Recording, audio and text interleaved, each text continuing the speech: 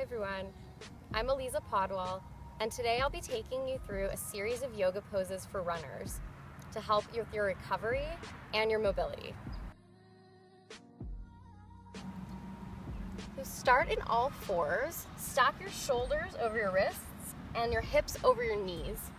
And we'll start to warm up our spine and our shoulders by going through some cat and cow poses.